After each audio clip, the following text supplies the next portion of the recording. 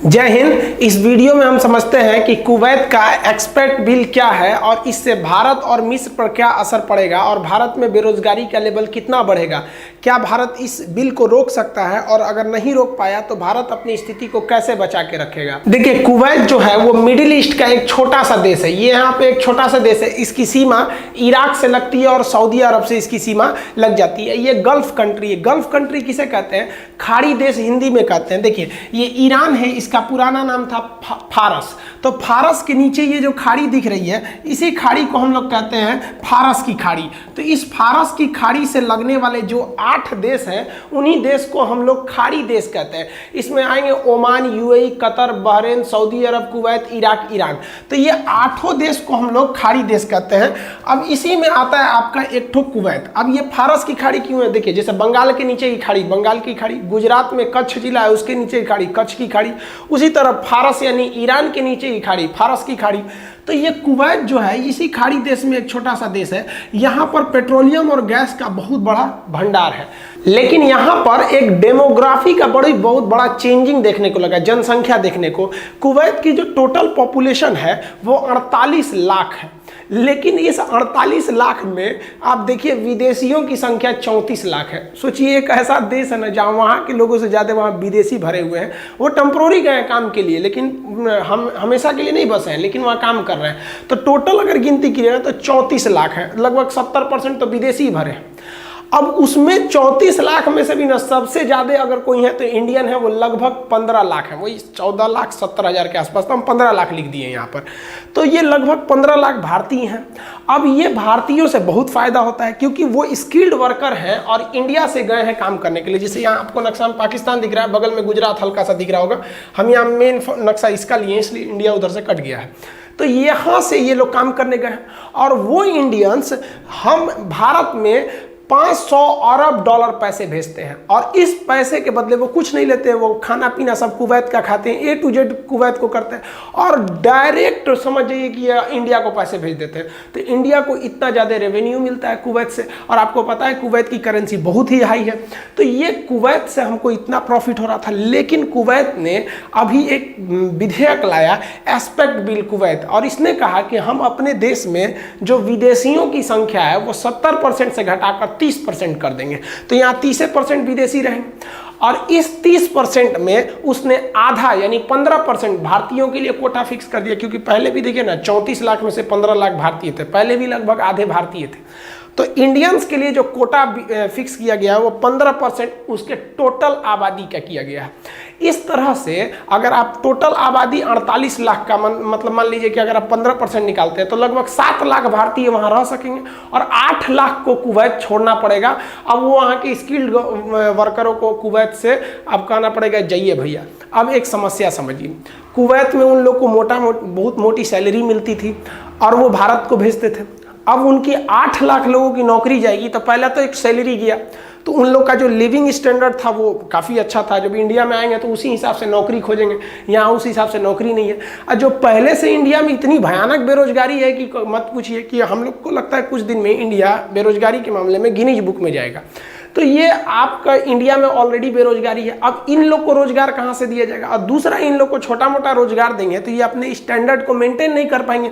काफ़ी high salary होती है यहाँ पर। आपको भी पता होगा, आपके अगल बगल में कोई फॉरेन में काम कर रहा होगा गल्फ कंट्री में। तो ये इंडिया के लिए बहुत कंसर्न का विषय है। हालांकि भारत सरकार इस पर नजरें बनाई हुई हैं, लेकिन आप किसी दूसरे देश के इंटरनल जनसंख्या के मैटर पर आप कुछ नहीं कर सकते हैं। जैसे कोई देश अगर भारत पर दबाव बनाए कि नहीं, आप अपना NRC बिल या फिर CAA इस टाइप के जो बिल थे आप इसमें चेंजिंग कीजिए, तो क्या हम दूसरे देश के दबाव में चेंज करेंगे? नहीं करेंगे। हम अपनी ज़रूरत के हिसाब से किसी चीज़ को बनाते हैं। वैसे ही कुवैत जो है वो अपनी ज़रूरत के हिसाब से बनाया है। अब ये कुवैत ने ऐसा क्यों किया और कुवैत ऐसा करेगा तो भारत को उन लेबर्स को कहाँ सेट करना चाहिए, इसको समझते हैं। देखिए, एक्चुअली हुआ क्या कि कुवैत एक छोटा सा कंट्री है यहाँ पर, और इन छोटे कंट्री में ना जो तेल है, ऑयल और पेट्रोलियम इतना भयानक है कि मत पूछिए। यहाँ के लोगों को काम करने की कोई ज़रूरत ही नहीं है। यहाँ के लोगों का जो लिविंग स्टैंडर्ड है वो इतना बेहतरीन है जिसका कोई हद नहीं। यहाँ इनके दादा परदादा के समय से ही, मतलब जैसे 1947 के बाद यानी 1950 के बाद पेट्रोलियम का युग चालू हुआ और उस वक्त पेट्रोल को कहा जाता था कि भैया ये पूरे वर्ल्ड के लिए एक लगाम का काम करते हैं। खाड़ी युद्ध भी हुआ था पेट्रोल को लेकर, तो पेट्रोलियम रोक दिया था उन लोगों ने। तो यहाँ पर 1950 से ही कुवैत के लोगों के अंदर काम करने का जो हैबिट है वो छूट चुका है। उनके दादा ने कोई काम नहीं किया, पिताजी ने नहीं किया, और जो अभी जनरेशन चल रही है उसने नहीं किया। और करने की जरूरत क्या है, वहाँ के गवर्नमेंट को पेट्रोल से इतना पैसा मिलता है कि टैक्स नहीं लगाती है, और वहाँ के लोगों पे बेहतरीन पैसे खर्च करती है जिसका कोई हद नहीं, बेशुमार पैसे खर्च करती है। हमारे घर का जो फर्श जिस तरह से संगमरमर लगा के होता है ना, उस तरह से वहाँ की सड़कें बना दी गई हैं। इतनी बेहतरीन डेवलपमेंट है, और पर कैपिटा इनकम के हिसाब से ये तो दुनिया में चौथे नंबर पे चला जाता है। अभी ये नंबरिंग पे आप मत जाइएगा, क्योंकि 2020 न सबकी रैंकिंग खराब करेगा। तो ये इतना बेहतरीन देश है। अब यहाँ हुआ क्या कि कोरोना पेंडेमिक आ गया, और कोरोना के वजह से पूरी दुनिया की फैक्ट्रीज बंद है, ट्रांसपोर्टेशन बंद है, ट्रक, कार, बाइक, सब चीज़ को निकलना एकदम कम हो गया है। तो लोगों का जो पेट्रोलियम का कंजम्पशन था पूरी तरह से घट गया है। पहला रीजन ये। दूसरा कि लोग अब अल्टरनेट पर विचार करने रह रहे हैं। ई रिक्शा आ गया है, बैटरी से चलने वाली आ गई है। हमारे यहाँ इंडिया में लाखों ई रिक्शा है। अब बताइए, अगर वो लाखों ई रिक्शा की जगह टेम्पू रहता तो उतना पेट्रोल लगता कि नहीं लगता, डीजल लगता। तो वो सब इन्हीं देशों से आता था। तो जो पेट्रोल का डिमांड है वो घट रहा है, और कोरोना ने तो पूरी तरह से कमर तोड़ दिया इन लोग की। तो जो पेट्रोलियम क्राइसिस आया तो इन लोगों को लगने लगा कि भैया हमारे इनकम का यही एक रास्ता था। जैसे बहुत से टीचर जो थे वो ऑफलाइन ही पढ़ाते थे, कोरोना की वजह से ऑफलाइन क्लासेस बंद हो गया, अब उनको ऑनलाइन पढ़ाना पड़ेगा। अब ऑनलाइन, जैसे हमको देखिए, हम अभी भी ऐप मेरा डेवलप के ही फेज पे है। हमको ऐप बनाने में टाइम क्यों लग रहा है? हमको सबसे बड़ा झमेला यही है कि जब ऐप बनाएंगे ना, इतने लड़के जुट जाएंगे कि ऐप वो क्रैश कर जाएगा। तो हमको देखिए, एक तरह से मार्च से लेके और अभी तक में पूरी कोचिंग बंद है, तो हमारा भी एक तरह से तो कोचिंग पे आश्रित था। तो हमको कुछ ना कुछ शिफ्ट करना पड़ेगा कि नहीं करना पड़ेगा ऑनलाइन आने के लिए। तो हम भी ऑनलाइन के लिए वर्क कर रहे हैं। हमारा भी यही टारगेट रहता है कि पढ़ाई को इंटरटेनमेंट बना दीजिए, ताकि लड़का जब पढ़ने बैठे ना तो उसको लगे ही नहीं कि हम पढ़ने बैठे हैं, उसके एक खुशी हो अंदर से कि आज हम कुछ नया सीखेंगे। तो अभी टॉपिक पे आते हैं। तो कोरोना ने इतना तबाही मचाया, इनके यहाँ पेट्रोलियम का पूरा मार्केट ध्वस्त हो गया। अब इनके जो नीति निदेशक थे, बनाने वाले, उनको लग गया कि भैया कोई स्टेप लो वरना बर्बाद हो जाएंगे। तब एक बात बताइए, अगर मेरे पास 100 रुपये है और 50 लोग खाने वाले हैं तो वो पैसा घट जाएगा। लेकिन अगर 100 रुपये हैं और केवल 2 लोग खाने वाले हैं तो थोड़ा हम मैनेज कर सकते हैं। तो कुवैत ने देखा जो हमारे पास पैसा है, क्योंकि पेट्रोल को आप 100% आप किसी देश के पेट्रोल पे फ्री नहीं हो सकते, पेट्रोल का यूज लगेगा ही, पेट्रोलियम डीजल का लगेगा। तो उसने कुवैत ने देखा जो हमारे इनकम घट रहा है तो हम क्या करें। तो उसने कहा कि एक काम करो, जितने विदेशी हैं उनको वापस भेज दो, तो जो भी पैसा रहेगा वो हम अपने लोगों पे खर्च करेंगे, और जब विदेशी वापस चले जाएंगे तो वो अपने देश के लोगों को स्किल बना सकेंगे, उनके अंदर काम करने की क्षमता डेवलप कर सकेंगे, जो उनके परदादा के समय से ही छूट चुका है। क्योंकि उन लोग का लाइफ स्टाइल इतना लग्जरियस है कि सोना का झूमर रहता है। अब सोचिए ना, वहाँ के लोग राजा वगैरह आते हैं लोग तो सोना की सीढ़ी पे चढ़ते हैं लोग, हद है भाई साहब यहाँ पे।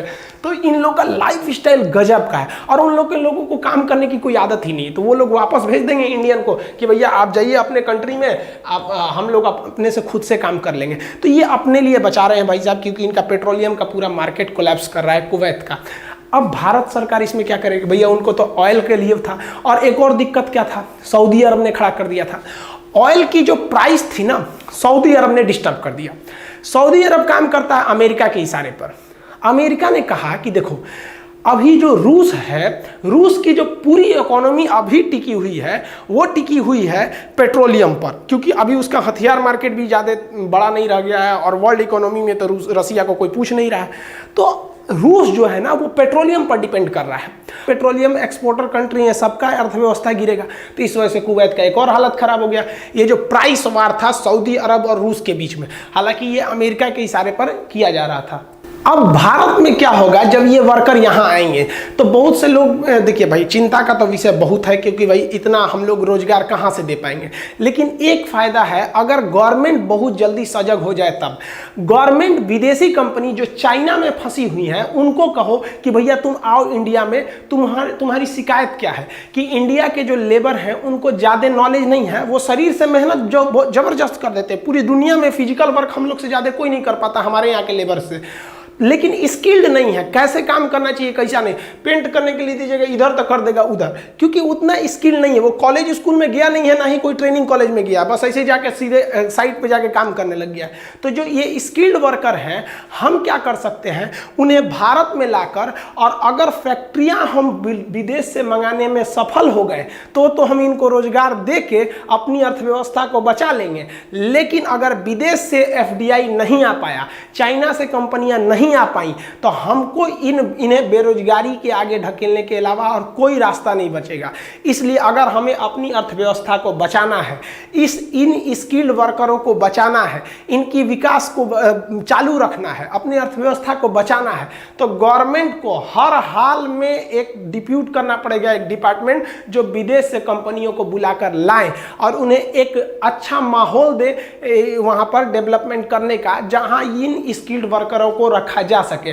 अन्यथा हमारा जो रोजगार है वो तो गईबे किया, अब ये गवर्नमेंट पर अलग से प्रेशर डालेंगे, उसको तो अलग भुगतना पड़ेगा। तो गवर्नमेंट इस पर बहुत ही कड़ाई से एक्शन लेना चाहिए, उसको हर काम से सबसे ज्यादा इसी को तरजीह देनी चाहिए, क्योंकि कोई गारंटी नहीं है कि कुवैत एक फर्स्ट कंट्री है। कहा जाता है ना, जब कोई स्टार्ट कर देता है तो धीरे धीरे सब उसके पीछे चलने जाते हैं। अब यूएई कहेगा कि भैया हमारे पास भी तो वही समस्या है, सऊदी अरब भी वही कहेगा, पूरे मिडिल ईस्ट में हमारे 55 लाख लोग से ज्यादा काम करते हैं, सब एक एक करके भगाना चालू कर देंगे। अब भाई उनकी भी मजबूरी है, आप उनको कुछ नहीं कोस सकते हैं। भैया हम अपना पेट काट के दूसरे को तो नहीं ना दे सकते हैं, कभी भी नहीं दे सकते, कोई भी कंट्री नहीं करेगा, हमको खुद से तैयार रहना पड़ेगा। तो भारत के लिए बहुत मौका है, पूरी दुनिया के कंपनियों को बुलाना चाहिए या फिर वर्चुअल मीटिंग करना चाहिए इस कोरोना के बीच में कि भैया देखो हमारे पास वर्ल्ड लेवल के लेबर हैं, अभी खाली बैठे हैं, तुम बोलो तुम जितना लेबर सैलरी देते थे अपने अमेरिका में या यहाँ पर, हम उससे कम सैलरी देंगे। रीजन क्या है कि अगर इन लोगों को सऊदी अरब, कुवैत, इराक में अगर इन लोग को